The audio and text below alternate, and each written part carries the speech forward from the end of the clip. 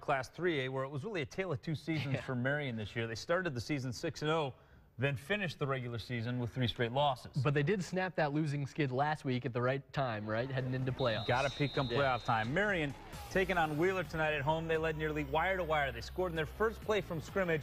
Then the defense steps up. Watch Nathan Thomas put a hat in the football and jars it loose. Alex Miraz recovers. Marion takes over. They would get an even bigger play from their defense later in this game. They got Wheeler backed up on the goal line. There's a fumbled snap, and Anthony Blum falls on it in the end zone for the touchdown. So Marion is up 14-0 at home, and their ground attack takes over from there. Jacob Whitfield had a long touchdown early in the game. A little shorter one here, but it counts all the same. Marion wins tonight 41-21. They will host Hammond for the sectional crown next week. Elsewhere in 3A, Jimtown shellacked Tippy Valley 53-zip last week, but different competition this week. 8-2 Garrett, and the Railroaders do just that. Garrett up 12-7. Jaden Baker in for the touchdown, 18-7 after a PAT was blocked.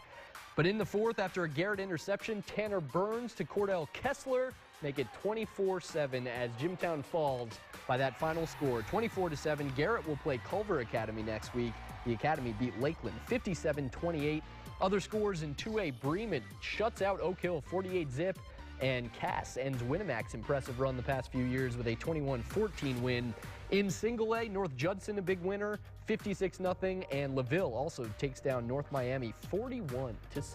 Yeah, again, that's LaVille a winner there. Now we're going to turn our attention up to Michigan, and we start with the undefeated Edwardsburg Eddies. And they're doing it in style. They're averaging 50 points per game as they head into a meeting with Lakeshore. They're first against an old conference foe since 1998. Yeah, from the old Lakeland Conference. These two teams, great playoff history. Eddie's trailing 7-6 as we pick it up in the first quarter, but Joey Hess running free and takes off. No one's going to catch him. Eddies go back up 14-7.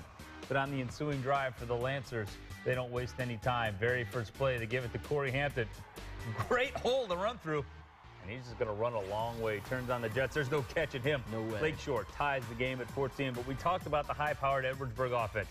They run the ball, and they run it so efficiently. Damian Pompey into the end zone. Eddie's go on to win a shootout tonight, 43-21. They stay perfect, and they're moving on. And they will get either St. Joe or Sturgis. The Bears 8-1. Their only loss was to Lakeshore earlier this year. They're without their D1 talent, though. Corey Malone-Hatcher out this season with an ankle injury.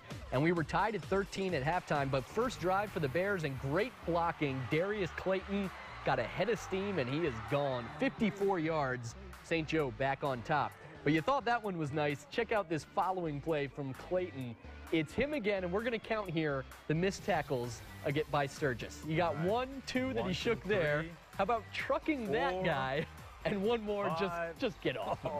70 yards later, Clayton is in the house. The Bears beat Sturgis 33-20, so bring on the Eddies. If there was a tomorrow for Sturgis, they'd be working on tackling. Absolutely. Meanwhile, one of the best stories in Michigan this year, Benton Harbor, their first ever appearance in the state playoffs. What a job Elliot Uzelak has done with the Tigers. They were hosting Dowagiac tonight. Very first drive, wasting no time getting on the board. Percy Brown, a short touchdown, and it's 6-0 Benton Harbor. And they're punting after that, but if this isn't a charmed year, I don't know what is. Look at this. The ball bounces off a Chieftain directly into the hands of Jaquan Bennett. So the Tigers get some great field position. He will take that kindly.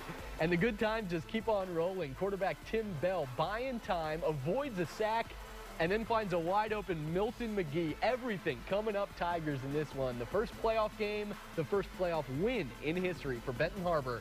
28-7. They will face Plainwell next week. Something to dance about. Indeed. Division 5. Buchanan keeps its undefeated season going. A close 34-31 win over Hillsdale. Berrien Springs victorious as well, 27-21. Bridgman a big winner in Division 7, 54-32. And Cass will face Hartford tomorrow. Lots of great highlights tonight, and a lot of local teams winning, which means we will get to cover them again next Friday night. All right, we got to take one more time out, but when we come back, can you believe it? Notre Dame men's basketball team on the floor for the first time tonight. We'll show you how the New Look Irish did in their exhibition opener. That's coming up next.